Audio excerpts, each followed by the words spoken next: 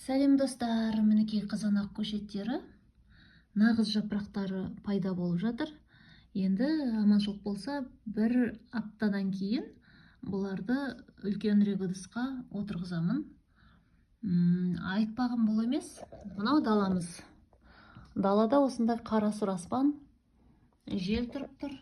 Ешқандай да жарық түсіп тұрған жоқ. Ал жарық негізі мына үйден түсіп тұр. Мінекей.